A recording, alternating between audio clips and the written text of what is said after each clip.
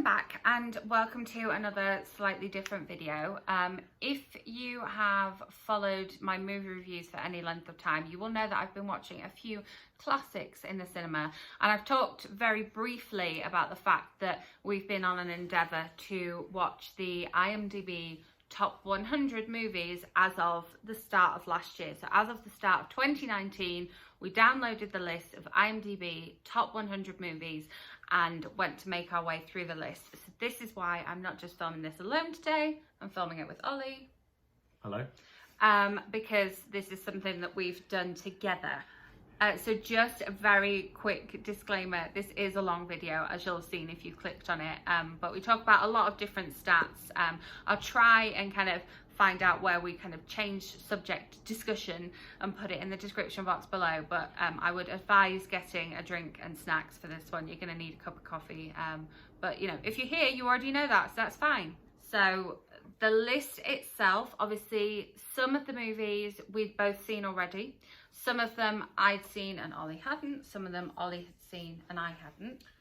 Yeah. And the rule was that we had to watch the entirety of each film, and that we also got one veto each. So we felt that it was only fair that we had one veto each, because there was some on there that one of us liked but the other didn't, or vice versa. And if somebody sits next to you and kind of trashes a film that you really like, it can be really disconcerting. Yeah, and the other rule was if one of us had watched it but the other hadn't, then it was still on the list to watch. Yeah. So altogether there were 20 films that we had both already seen. So that left us with 80 films.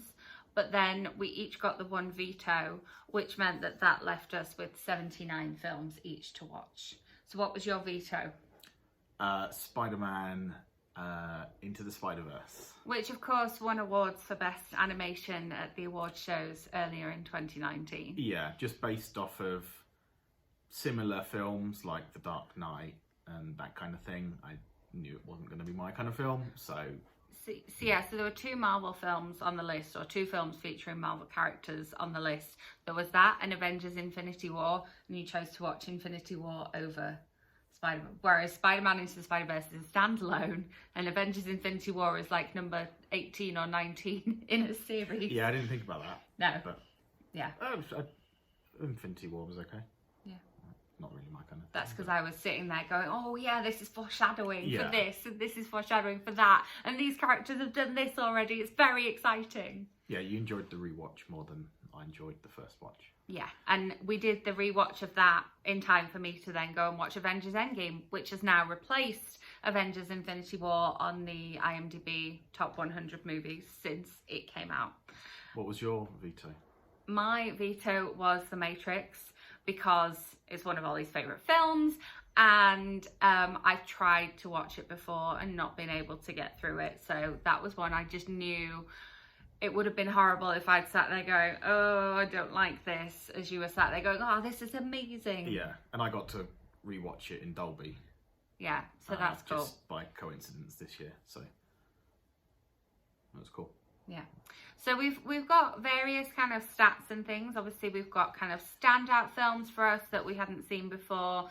We've got standout films that we really didn't like. There's the biggest difference between Ollie's rating and my rating, and then also want to talk about how we watched all of these films, because if I've watched them in the cinema, then you know about them because I've already mentioned them in movie review videos, but we actually only ended up watching 16 in regular cinema, 2 in Dolby Cinema if you include The Matrix. Yeah, if we're including both of our vetoes, because Ollie watched The Matrix in Dolby and I watched Spider-Man Into the Spider-Verse in a regular cinema. Maybe Dolby, actually. I didn't think about that. Oh. Yeah. Because I saw Avengers Infinity War, I think, in IMAX. We should have taken that into account. Anyway, we rewatched it on the TV, so... So our stats that we're about to say are all wrong? No, they're not all wrong. They're not all wrong. So cinema 16, Dolby Cinema 2, and IMAX Cinema 1. And that 1 in IMAX Cinema was probably one of our least favourite films on the list altogether. One of the worst. Yeah, it was just, we kind of left the cinema going, oh my God, we've been through this like trial of... We were drained, but not in the way that the director intended to feel.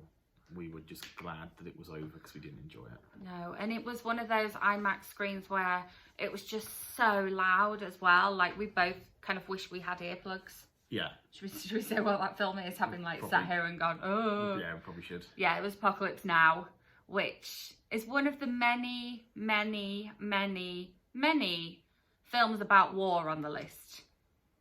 You know. Yeah. I'm all right with Avengers Infinity War, but... And Star Wars. And Star Wars, yeah. There are films with war in the title, but there was so many films set in Vietnam War, World War I or World War II. Just so many. Yeah. Wars in space, fine. Real wars, no. We did not like most of the war films. Yeah. So our biggest chunk, which I love the fact that this is our biggest chunk. I think it's really good. Yeah, the biggest thing that like got us through this list was the library. So our biggest chunk of films were from DVDs that we borrowed from the library. So 34 out of the 79 that we had left to watch were borrowed from the library. Then we used the library streaming services, either Canopy or Hoopla. See if your library does those because they're amazing. Eight were from library streaming services, and yeah, we had a couple of Blu-rays in there as well, which libraries also have. So in total, out of the 79 films we had left to watch, 48 of them were thanks to borrowing from the library, which is amazing. Yeah, and I think some of them were... We had the thing of like things would drop off Netflix, things would come back, and so the library was... A constant. Yeah, was quite constant. We did have to wait for some to come in. Yeah, and we got a couple through interlibrary loans as well. I think one of the Charlie Chaplin films my library didn't have, but I got it like a day later when I put a request through from Prospector for an interlibrary loan. We'd probably look and see if Netflix had it first. Yeah. I would say, and then we probably went to the library after that. Yeah. Because Hulu didn't really have much. No. So yeah.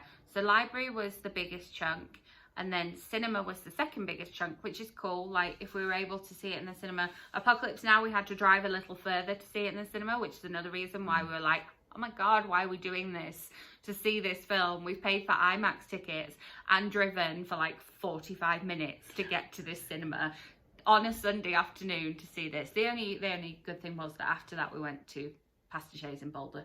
That really like cheered us up. We needed a glass of wine after that. I don't know if it fully redeemed it. No, I don't think it did. No. Pastiches is good, but it's not that good.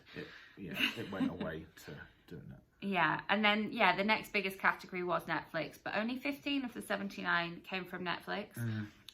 We did find that quite a few, by the time we'd like come to watch it, had dropped off. Yeah, Netflix. So there was the sort of churn of stuff on Netflix is quite difficult if you're trying to watch specific things. Yeah, which you don't realise until you do something like this. Yeah.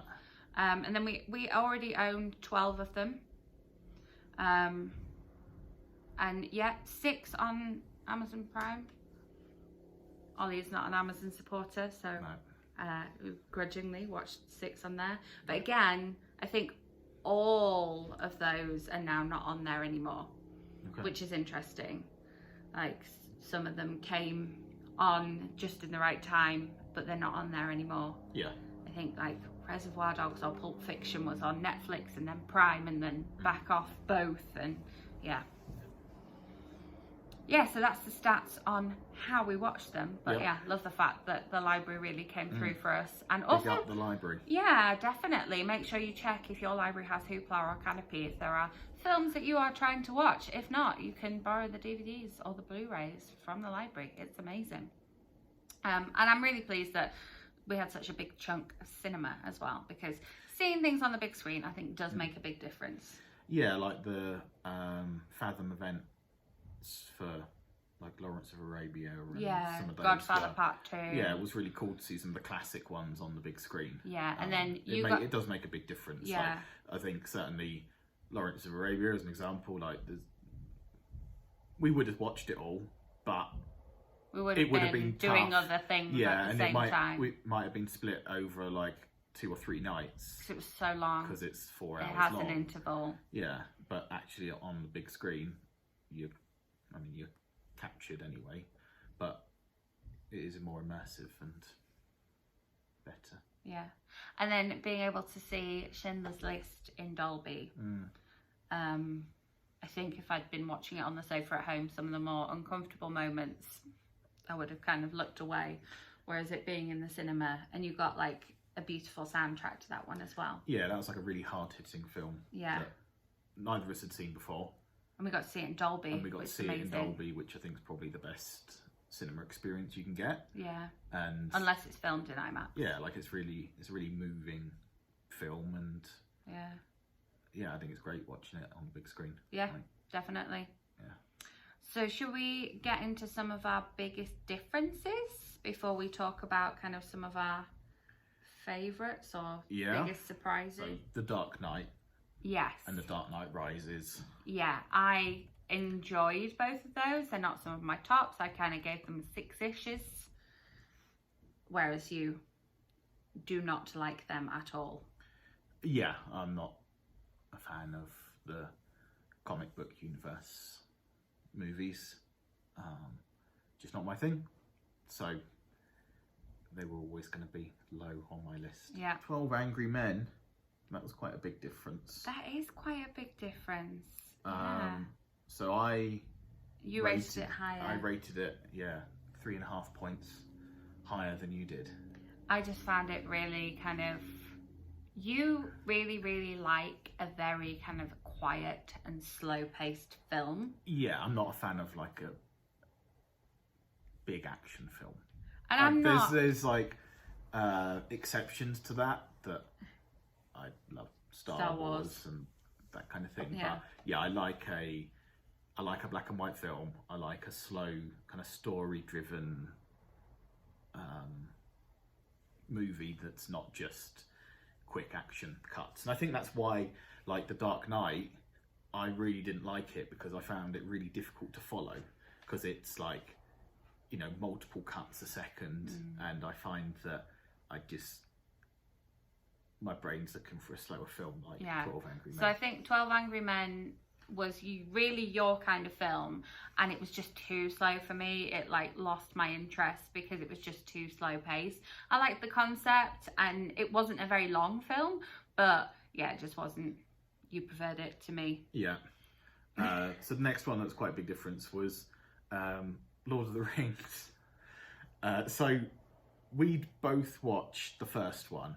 Yeah, but because all 3 were on the list, we said to really appreciate it, I feel like we should watch all 3. Yeah. So we watched all 3 in one day. Yes, I forgot about that. That was a long day. It was a long day. We had some good snacks. Yeah, we had some good snacks. So I found that I enjoyed Lord of the Rings, the trilogy, more than I expected to, and enjoyed the first one more than I did originally. And I was quite pleased that we did watch all 3, because I think it was fair to do that rather than just watching. We both agreed that we needed to watch. But yeah, so again, I rated that 3.5 points higher than you did. Because I don't like them at all. I just don't like them. Like, not at all. Not a fan of the Lord of the Rings films. And even watching them back to back like that, I feel like I can confidently sit here and say they're just not for me. And they're not my thing, and I feel like I've done it justice. So I was just bringing that up so we could see what we actually rated it. So so I gave Lord of the Rings 5.5, which is still pretty low, actually. Yeah. Like, I thought I'd rated it higher. Considering the fact that it's number 7 on the list. Yeah, so number 7 of the IMDb Top 100, so it means it gets like a 9 and 0.3 or something like that. And then you gave it a 2. Yeah, it's being generous. So the next one is one of your favourite films. It's one of my favourite films, The Good, the Bad and the Ugly. And I can appreciate some qualities about it, but I'm just not a fan of Westerns. Like, my mum used to watch Westerns all the time, and so I've been around them, and I've tried my whole life to be into Westerns. I'm just not, it's just not my thing. Yeah, there was a couple of Westerns on there, and I thought they were great, and you did not. I did not, no. Should we go to one that I like more than you? Yeah, about that one. Yeah, so Forrest Gump is one of my favourite films. It would probably be, out of these films that we watched, it would probably rank right up there. It would, yeah, I give it a 10, and I love it, and I can watch it over and over and over again. Yeah, I think it's an okay film. I gave it 6.5. It's, you know, it's quite a heartwarming story and all that kind of stuff, but it's just not my kind of film. That's one of the ones where I gave it over what it gets on IMDb, and you gave it under what it gets on IMDb, which is quite unusual for that to happen. Yeah. Yeah. I think generally a lot of these are you giving them higher than... Yeah, like 7. Like, I really enjoyed 7. I thought it was quite clever, but I just thought it was a bit up itself, really. Yeah. I was like, I can see what they're doing here, but yeah. Again, Interstellar was the same. So I really liked Interstellar. Very quiet. Yeah. It just kind of goes with the kind of films that I like. You know, the slow pace, like set in space. Yeah. I'm not a massive. Yeah, I thought it was really cool. It wasn't without faults. There were a couple of bits that you're like, oh yeah, I'm not. You know. Yeah, you didn't rate it that high. It's not believable because of, you know, the story itself is not set right in this current period, but also, yeah, it's got a bit of not magic, but yeah. So I gave it an 8. I thought it was quite cool. I would probably watch it again. But I think this is our biggest difference, this film. It's interesting. You gave it I just did not like it at all. It only got the 0.5 for the music. Like, I quite liked the music. The 0.5 was for the music. The Prestige? Yeah, that was one that I thought I was going to like more than I did. I was quite excited about watching it. It's got a lot of my favourite people in it. And then, yeah, it was just a bit of a letdown. I don't know. I really enjoyed it. I thought it was cool. Yeah. Was that the one where clever story. Some of it was set in Colorado Springs as well? Yes. Yeah, and I was like, wow. With Edison or Tesla? Tesla, yeah. Or both of them. I think it might have been both of them. Yeah. The Lives of Others. I gave this a 7, but... You can't remember it now. I can't remember what this film was. Wasn't that the one that was about the spies? It was set in Germany, like East and West Germany. Oh yeah, yeah, I remember that now. It was I did enjoy that. You did enjoy that one, right. And it was just quite clever, and it was very believable. It was very quiet and very slow. Yeah, that's what that is. The Great Dictator, I noticed, is not one that's like that flags up, but that was quite different for us. You gave it an 8, and I gave it a 5.5. Yeah, I think that was probably the war aspect. And I think it made me laugh more than it made you laugh. Yeah, so generally we did enjoy the Chaplin films. Yeah.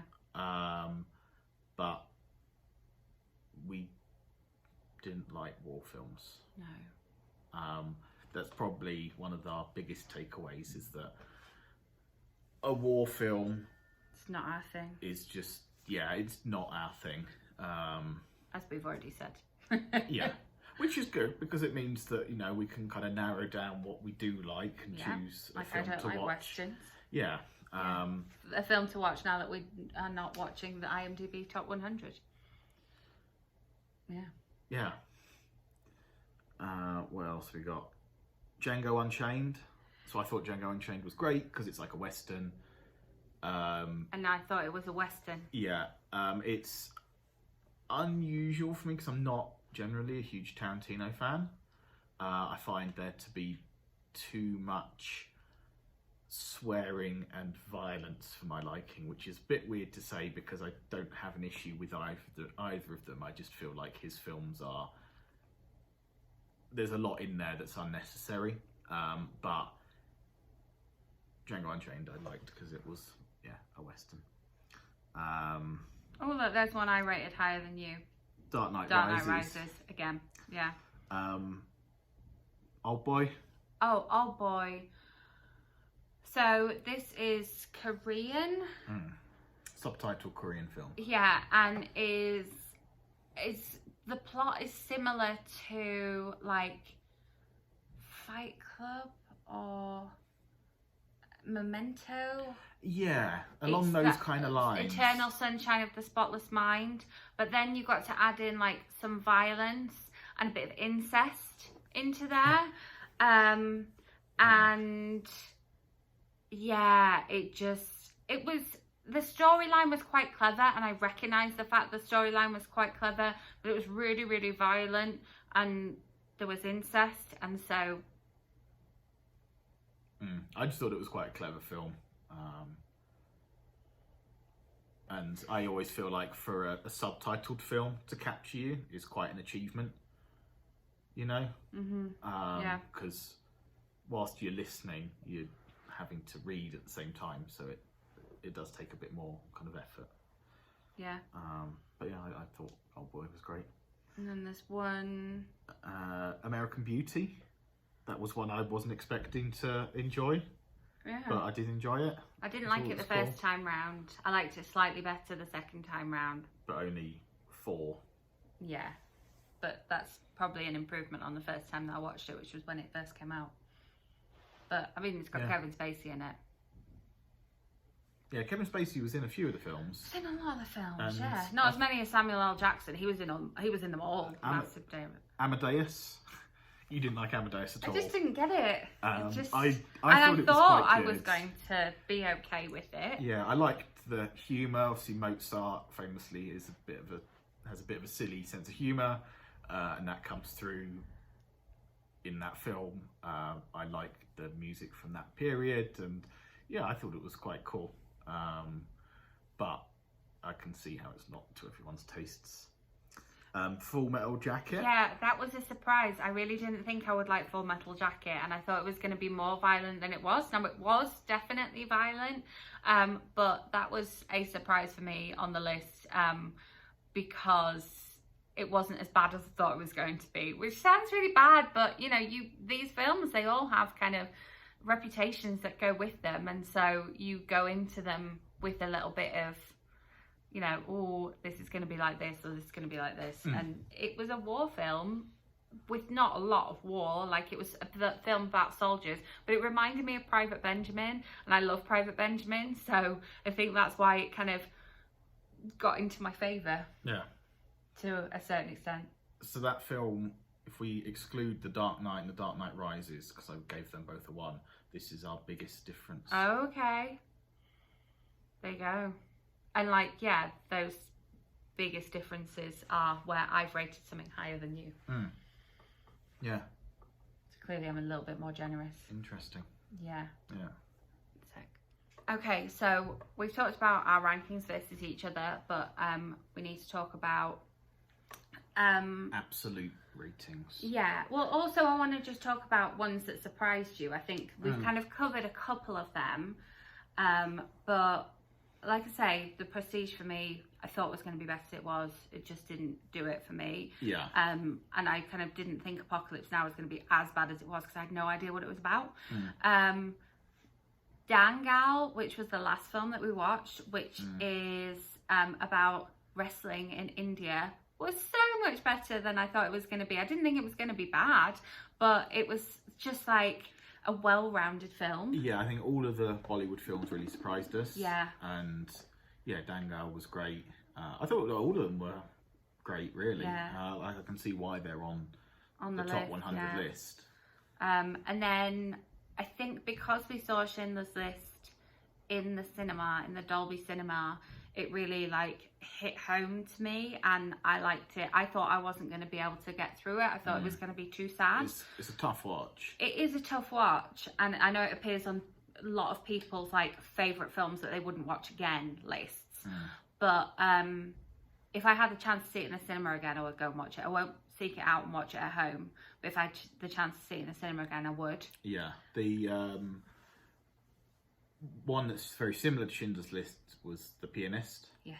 And that was really good, but we both thought it was a different film going into it. We both thought it was The Artist. Yeah, so we were expecting a silent black and white with the little dog film with a dog, and it was not that, but was very good.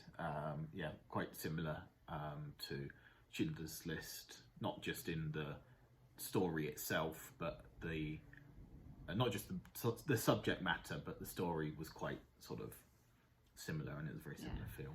And another one that stands out for me that I think we were both kind of surprised by our reaction to was Citizen Kane. I thought I was going to hate Citizen Kane, and I really enjoyed it. I talked about it in a movie review here, and I enjoyed it more than you enjoyed it. Yeah, I was thinking it was going to be the other way around. Like I was expecting to really enjoy it. You know, I thought it's my kind of film. It's black and white. It's kind of a bit artsy and that, and I didn't really enjoy it, which was a shame because we watched it at the cinema. So it was, you know, it was great to see it on the big screen. And again, we like drove further and we missed trivia to watch it. We did, yeah. It was only on a Tuesday. It was interesting. Yeah. Like I can see why people like it, but I feel like it's more what it represents rather than the film itself, because it was so groundbreaking in a lot of the methods that it used. And then one that I walked out of when I first saw it in the cinema when it was first released, but managed to sit through, I think, did we do this on Blu-ray? Is this one of the ones we did on Blu-ray, or was it just DVD? I can find out. From the library. Yeah. But yeah, I walked out of it at the cinema, so I bought cinema tickets to see it and walked out. And we watched it at home here, and I was like, oh, it wasn't as bad as I remember. And that's Wall-E, which is obviously a Disney film, but it's one of the ones that I remember walking out of because I was with Mum and we both didn't like it. But on a rewatch, I liked it more. And also, Silence of the Lambs, I had watched it before and liked it. Watched it again this time, and I was like, this film's amazing. This film's brilliant. Like, it benefited from a rewatch. So if you've only seen Silence of the Lambs once, watch it again and see what you think. Yeah, I thought it was really good. Yeah. That was the first time I'd seen it. Yeah. I knew you were going to like it, though, because it's quite quiet. Yeah. And quite slow. And Anthony Hopkins is just awesome. Yeah. Yeah. Okay. So, any surprises you need to talk about? So looking at like the ones that I rated 10. So our rating system was out of 10, and you could have halves. Whereas obviously on IMDb you can have like 0.4 and 0.6 and what have you. Yeah. So the ones that I've rated 10 aren't a surprise, because I think that all of those I'd already watched. So that's Good, the Bad and the Ugly, Empire Strikes Back, A New Hope, It's a Wonderful Life, and Toy Story.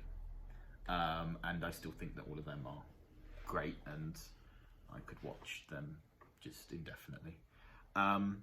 The Green Mile was 9.5.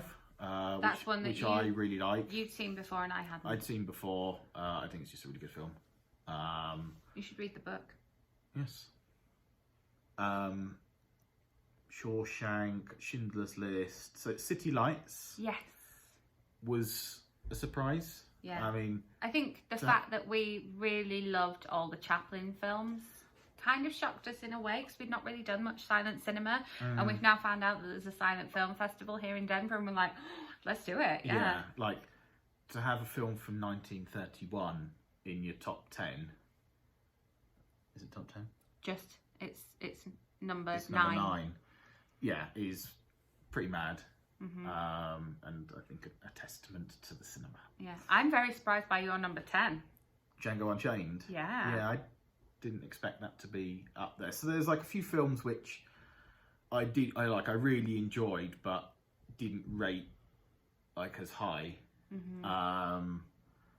So like, sort of, yeah, Pianist, Coco, like those were both really good. Yeah, I knew you would like Coco.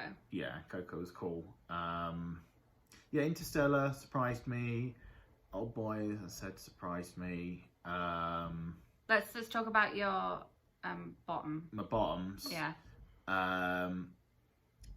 So the very bottom is Spider-Man Into the Spider-Verse, because that was my veto.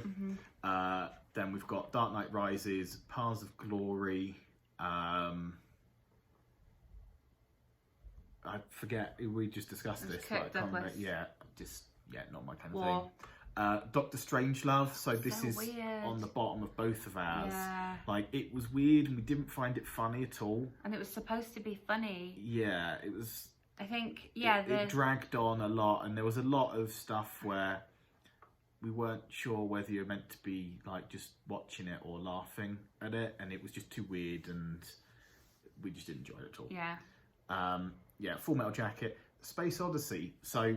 Another Kubrick. Kubrick didn't do very well on our list. No. My out of the Kubrick ones, I think my top rated was Full Metal Jacket, and your top rated was The Shining. Yeah. Out of the Kubrick ones, and he was the biggest director on here because there was 5.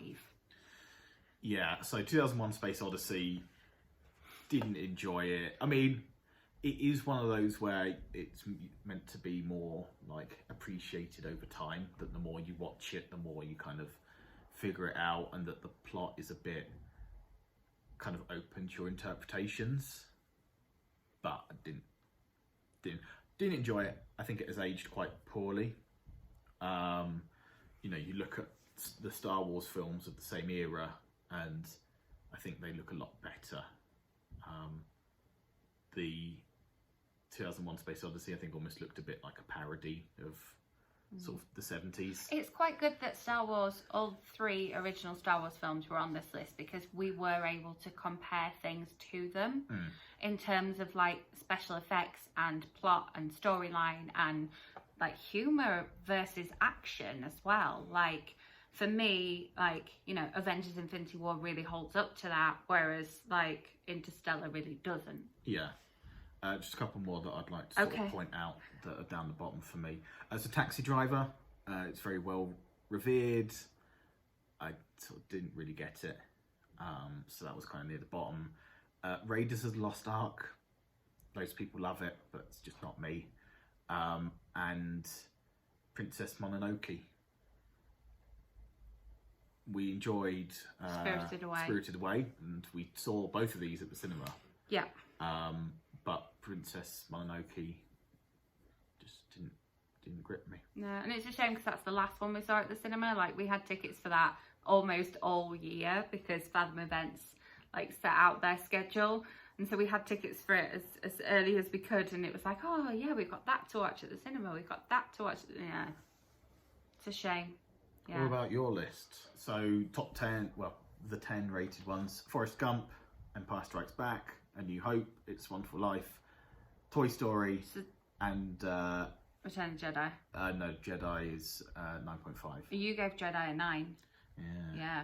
So I rated that one higher than you. Yeah. Controversial. So our like perfect rated films are very similar. Yeah. The only difference is you had The Good, the Bad, and the Ugly on there, and I had Forrest Gump on there, and we had quite a difference in those. That's interesting, isn't it? Yeah, that is interesting. More of the IMDb top 20 are in your top 10. My top 10 only have like 2 of the top 20 IMDb, apart from Shawshank. Yeah, so I think we both have Shawshank and Schindler's in our top 10, and they're obviously rated up there. But you've got at number 8, you've got Django. Yeah. With a 9.5. And what number is that on the IMDb list? 82. 82, and that's my number 8. You've bumped it right up. I know. Whiplash in there. You really enjoyed Whiplash. Yes, but that was one where I'd been wanting to see it for ages. I, watched the Oscars where it got all the nominations and had just never got round to seeing it. So this has been a really good opportunity to get round to seeing a lot of the films that we hadn't seen. Yeah. Yeah. Yeah, I think it's been really cool to do it. And then some of the subtitle films, some of the silent films, some of the Bollywood films, like we wouldn't have watched them otherwise. Yeah, like number 18, you got Three Idiots. Yeah, it was funny. Well, Citizen Kane's above that. Who knew? And One Flew Over the Cuckoo's Nest, quite high up. I've always liked One Flew Over the Cuckoo's Nest. That's one I've watched before. Yeah. So, right, let's talk about my lesser. So I can see down near the bottom of mine, the number 11 film on the IMDb list, I gave a 1 to. Lord of the Rings, Fellowship of the Ring. Yeah. Then the one that you had at number 96 is Lord of the Rings, The Two Towers. Unsurprising. Seven Samurai. Yeah. So these long. these you all gave a 1. Yeah.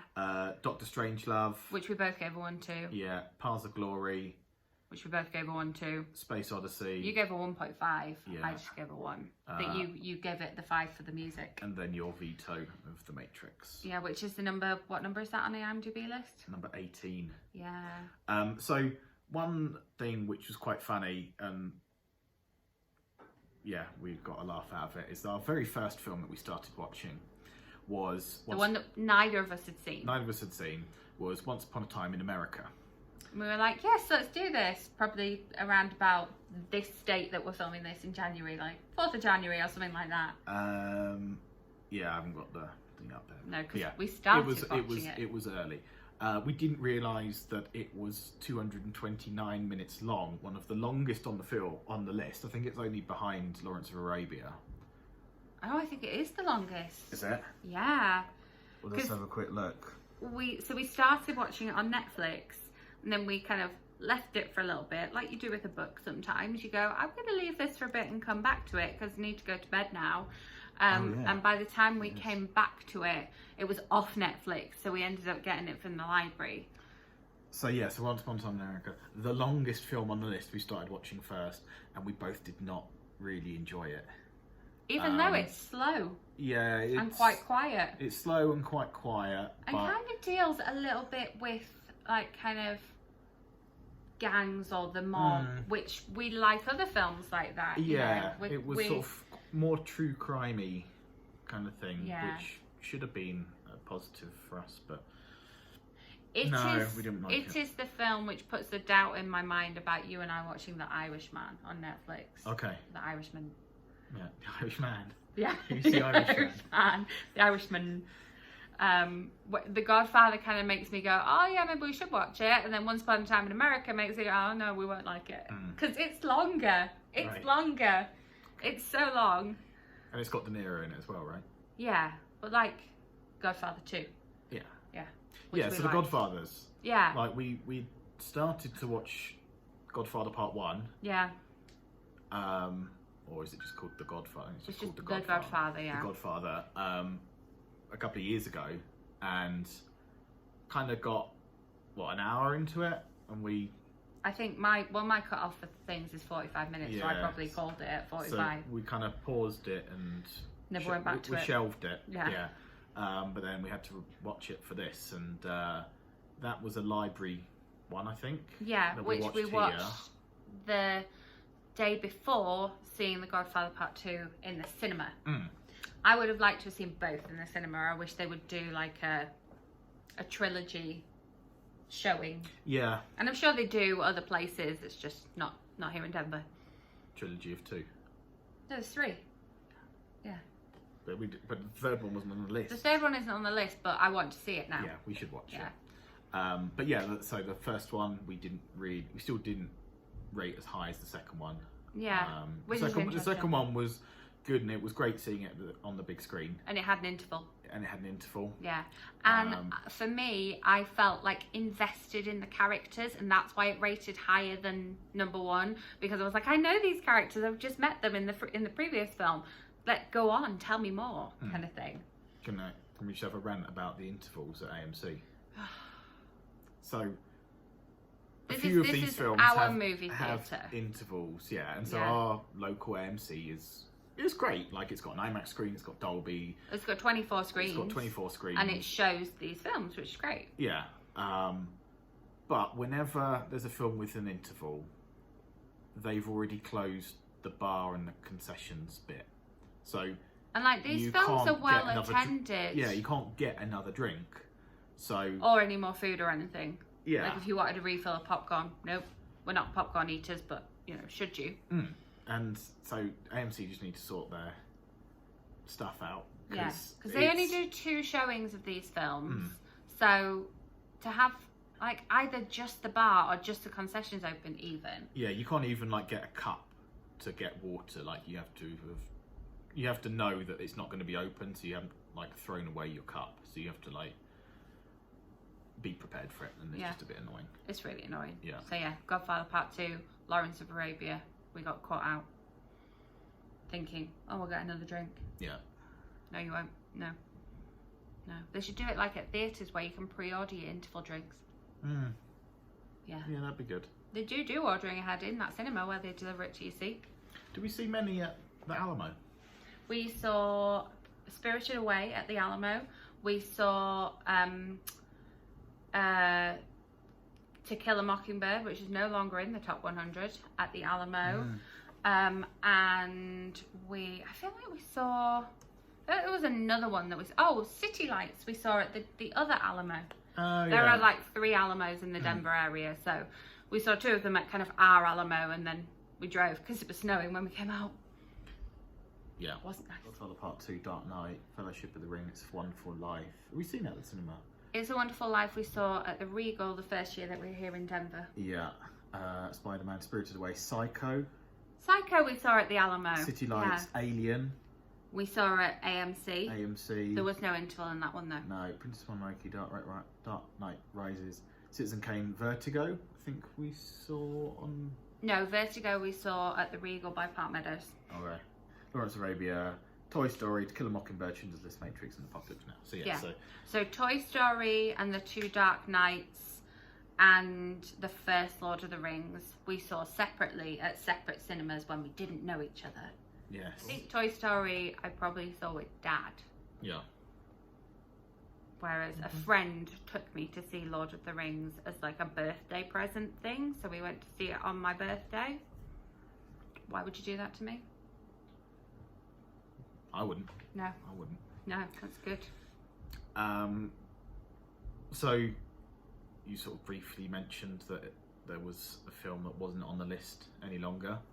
There was quite a few. There's quite a few that have changed. You know more about this than I did, but there's been quite a lot of differences. And there's a couple which we have watched this year which have made it onto the list. Yeah. There's a couple which only I have watched this year which made it onto the list. So it'd be interesting to see if we can keep up with it. Yeah, like if we can pick up the differences in the next year. There's one that I'm really pleased that has come onto the list that I've never seen that I do want to see, and that is Good Will Hunting. And it's at number, like, pretty quickly into the year. It moved to number 80 something on the list and it's kind of stuck around that number 80 something. And I've never seen it and I do want to see it. And so, yeah, whether we kind of, manage to keep up with it. But Joker is now quite high on the list and we went to see that and we both enjoyed it. Yeah. There's another Tarantino on the list now, which I don't think you would like. Oh, that's... Once Upon a Time in Hollywood. It's interesting, the ones that have kind of dropped off the bottom. Yeah. To Kill a Mockingbird is like way down. It's been pushed way down. And there's a couple of things that have gone on in the middle that I've never heard of, which is interesting. Like, you know, in that, there was quite a few films section that like we hadn't heard of, like a lot of the foreign ones and like subtitled ones we weren't sort of aware of going into it. I always forget that like Terminator 2 is on there. There's some surprises of films that are on there and films that aren't on there. Yes. Yeah. But so what was your thoughts of the year of cinema overall? Like I say, it's been great being able to see things that we wouldn't have seen otherwise. That's a big takeaway from me. Like, you know, films that we'd never heard of before that we ended up watching. That's cool. Or films that we'd always wanted to get around to watching and hadn't, like Schindler's List. That's cool. Like the fact that the library really came through for us. That's amazing. Like for something like this, library is such a valuable tool. It's amazing. Can't big them up enough. Yeah. And I really do think it makes a difference whether you watch a film in the cinema or whether you see it at home. I think we might have had a slightly more favourable opinion of 2001: A Space Odyssey had we seen it on the big screen, so I think it probably would benefit from seeing it on the big screen. And I wish that I was able to see the original 3 Star Wars on the big screen, because seeing Star Wars on the big screen is just such a special experience. And I've only seen the latest 3 plus Solo and Rebel One on the big screen. Like, I haven't seen any of the others on the big screen at all. Rogue One, not Rebel One. Yeah.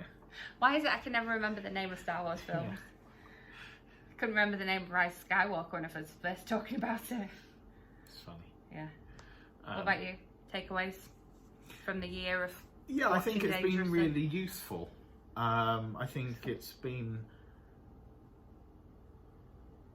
good to watch all these films that are so highly rated by other people. You know, yeah, there's been a bunch in there that I'm not gonna watch again and probably won't think of again, but I think it's quite eye-opening, because there's films in there that, you know, we would have never have watched before. Like, there's a chance we may have like watched a Bollywood film like at some point, but I mean, up until this point we've not done it, and so to watch like those 3 and that they I feel were like great. I'm now more aware of the ones that are showing at my cinema. And like, I think if Amir Khan's attached to them, I'd be interested, Yeah. because I thought he was very versatile. I'd be interested to watch like some others from like a couple of other directors to sort of see what they're like in comparison, because Amir Khan does the director and the lead actor thing. Yeah, I think it's been cool. It was quite difficult. Has your opinion of Like- any specific directors changed? I think that Kubrick probably. It's gone down in your Kubrick's favour. gone down in my favour. I think my sort of rating of Tarantino is sort of about the same. Like, I do appreciate what he's kind of done for cinema, and I think that his way of filming and like using kind of film stock rather than digital, and, you know, doing screenings in like 35mm and like keeping the old cinema stuff going, like, I think that's great, but his films are often just not my kind of thing, but I think could be tweaked slightly and they would go up in my opinion. And then there was 3 Hitchcock films on there, 2 of which we'd already seen. Well, 3 of which I'd already seen, 2 of which you'd already seen, and then we saw Psycho. Yeah, I thought the Hitchcock films, they're just clever.